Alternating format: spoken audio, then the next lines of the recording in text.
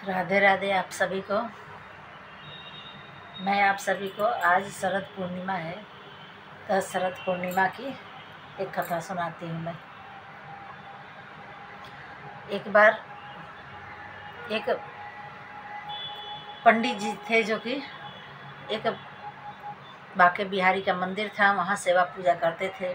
मंदिर में पूजा आरती और सब, मतलब वो पंडित जी बुजुर्ग थे और दोनों बूढ़ा बूढ़ी रहते थे मंदिर में, अपना सेवा पूजा भगवान की आरती दोनों टाइम करते थे। एक दिन उस मंदिर के पास के दूसरे गांव से कोई एक ब्राह्मण थे बुजुर्ग, वो दर्शन करने के लिए आ रहे थे। तो बीच में एक छोटा सा कुछ जैसे नदी पड़ता था, तो जिसका बांध मतलब कच्चा था, बारिश के दिनों में वो टूट जाता था। तो वो आ रहे थे उधर से, वो कच्चा बांध, वो बांध से टूटा था, फिसल के वो मतलब गिर गए। वो पंडित जी गिर गए, कीचड़ में लग गए, फंस गए। वो सब लोग, उस टाइम आरती हो रही थी, सब लोग हल्ला करने लगे, शोर मचाने लगे कि अरे दूसरे गांव से ब्राह्मण आ रहे थे दर्शन करने के लिए, वो पानी में गिर गए, कीचड़ में गिर गए। और जो पुजारी जी थे वो आरती कर रहे थे। उस टाइम संध्या आरती हो रही थी। जब संध्या आरती वो सुने, उनके कान में ये आवाज़ गई, तो उन्होंने आरती बीच में ही रोक के दौड़ पड़े और जाके उन पंडित जी जो पानी में गिरे थे उनको बचाए, उनको साफ़ सुथरे कपड़े देकर मतलब पहनाए, उनको कीचड़ लगा था जो नहलाए धुलाए, सफाई से दर्शन करवाए, फिर ले आके मंदिर में। सब लोग को बहुत बुरा लगा कि भगवान की आरती कर रहे थे और आरती बीच में छोड़ के ये चले गए। ये किसी को भी अच्छा नहीं लगा, लेकिन कोई बात नहीं, वो तो पंडित जी अपना जो समझ में आया किए। और पास ही कुछ दिन बाद ही शरद पूर्णिमा आने वाली थी।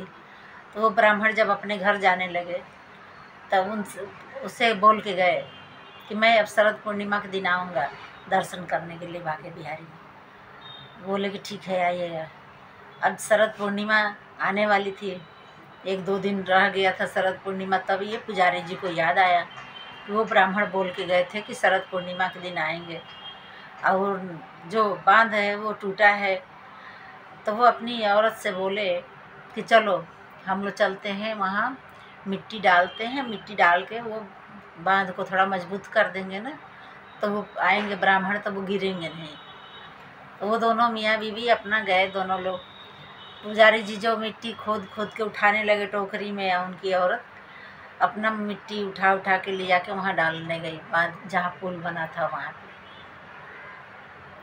और वो दोनों लोग अपने नाम में भगवान श्री कृष्ण का, श्री कृष्ण गोविंद हरे मुरारी हे नाथ नारायण वासुदेवा, अपना जाप चल रहा है, काम कर रहे हैं दोनों लोग। ऐसे ही करते करते कुछ देर बीता। एक छोटा सा बच्चा सांवले कलर का, वो बाल घुघराले और पुराने कपड़े पहने हुए आया, आके उनकी औरत से बोला कि माता मुझे दे दो, मैं आपका ये टोकरी ले आके माटी भर दूँगा।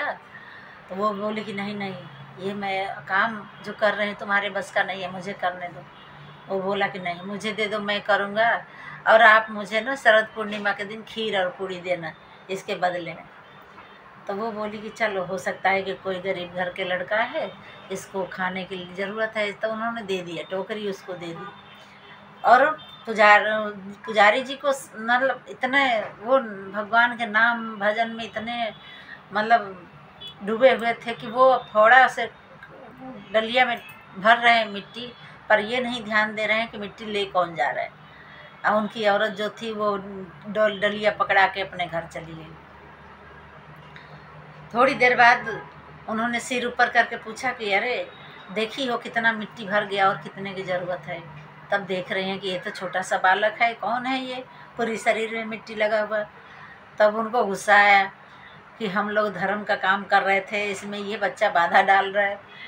वो दौड़े उस बच्चे को पकड़ने के लिए और उस बच्चे को मतलब डांटने के लिए, पकड़ने के लिए। वो बच्चा डर के मारे भाग गया और पीछे पीछे पुजारी जी उसके भागते गए, चल रुक जा तुझे मैं बताता हूँ। ऐसे करके पीछे पीछे दौड़ पड़े पुजारी जी। वो बच्चा भागता गया और जाके बाके बिहारी के मंदिर में टोकरी लेके भागा था। बाके बिहारी के सीढ़ियों पर टोकरी रख के मंदिर में घुस गया। जब मंदिर में घुस गया तो पुजारी भी उसके पीछे पीछे मंदिर में गए। जब पुजारी जी मंदिर के अंदर गए तो उनकी आंखें आश्चर्यचकित हो गई ये सब देख के। वहाँ तो बाके बिहारी श्री कृष्ण के सारे कपड़ों पर मिट्टी लगा हुआ था। हाथ पैर मुंह सारे कपड़े मिट्टी मिट्टी से सने हुए थे और टोकरी वहीं रखा था। ये देख के पुजारी जी को समझते हुए देर नहीं लगी। पुजारी जी बोले कि प्रभु, कौन से जन्म के पाप मेरा जागृत हुआ था कि आपको मिट्टी उठाने आने पड़ा। वहाँ से मूर्ति से आवाज़ आई कि नहीं, आपका पाप नहीं पुण्य जागृत हुआ। आप किसी एक अजनबी के लिए इतना मेहनत कर रहे थे, और जो दूसरों की सेवा करता है उसकी सेवा के लिए तो मुझे आना ही पड़ता है, इसलिए मैं भी आ गया आपके ये पुण्य काम में हाथ बटाने के लिए। श्री कृष्ण भगवान की लीला तो अपरंपार है।